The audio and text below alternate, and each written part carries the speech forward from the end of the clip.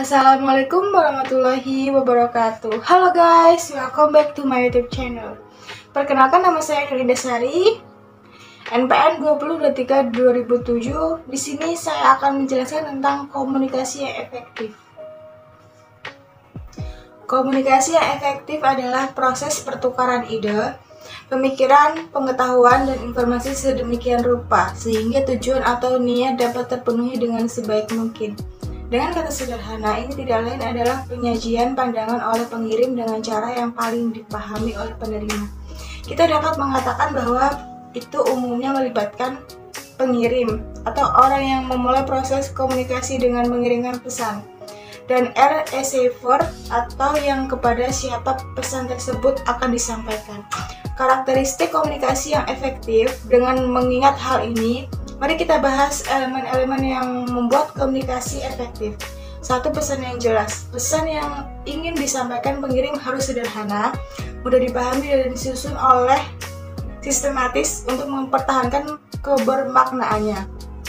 2. Pesan yang benar.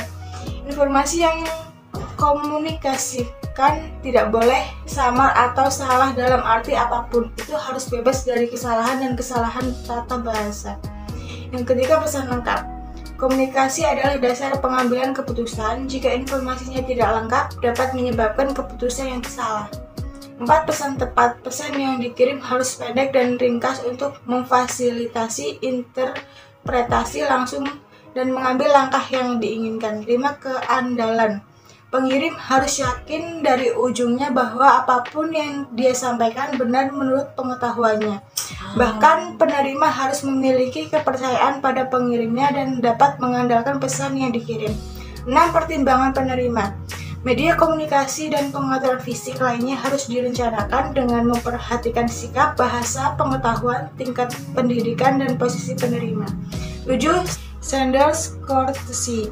Pesan yang disusun harus mencerminkan kesopanan, kerendahan hati, dan rasa hormat pengirim terhadap penerima. Kemampuan komunikasi efektif, serangkaian keterampilan yang telah ditentukan sebelumnya yang diperlukan untuk proses komunikasi yang berpengaruh adalah sebagai berikut. 1. Ketaatan. Seseorang harus memiliki keterampilan mengamati yang tajam untuk mendapatkan lebih banyak pengetahuan dan informasi. 2. Kejelasan dan singkat. Pesan harus disusun dengan kata-kata sederhana dan harus jelas dan tepat untuk menciptakan dampak yang diinginkan pada penerima. 3. Mendengarkan dan memahami. Keterampilan paling penting dalam diri seseorang adalah dia harus menjadi pendengar yang baik, waspada, dan sabar. Ia harus mampu memahami dan menafsirkan pesan dengan baik. 4. Kecerdasan emosional. Seseorang harus sadar secara emosional dan mampu mempengaruhi orang lain dari dalam. 5. Self-efficacy. Selain itu, dia harus memiliki keyakinan pada dirinya sendiri dan kemampuannya untuk mencapai tujuan komunikasi. 6. Percaya diri. Menjadi salah satu keterampilan komunikasi yang penting. Kepercayaan diri meningkatkan kelayakan pesan yang disampaikan. 7. Respectfulness. Menyampaikan pesan dengan sopan dan menghormati nilai kepercayaan, pendapat, ide penerima adalah inti dari komunikasi yang efektif. 8. Komunikasi nonverbal. Untuk terhubung dengan penerima dengan cara yang lebih baik, pengirim harus melibatkan komunikasi sarana nonverbal juga. Ini termasuk gerak tubuh, ekspresi wajah, kontak mata, postur tubuh, dan lain-lain. 9. Pemilihan media yang tepat. Pemilihan media yang tepat untuk komunikasi juga merupakan keterampilan. Anda perlu memilih media yang sesuai dengan situasi, prioritas pesan, sudut pandang penerima, dan lain-lain. 10. Memberikan umpan balik. Komunikasi yang efektif selalu merupakan proses dua arah. Seseorang harus menerima dan juga memberikan umpan balik untuk mengedepankan perspektif orang lain juga. Hambatan komunikasi efektif.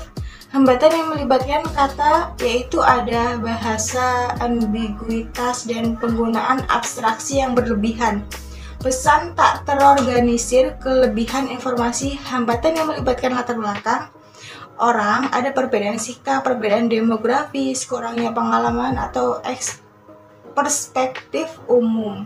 Melompat ke kesimpulan. Dan hambatan fisik, ada jarak fisik, kebisingan, dan hambatan fisiologis.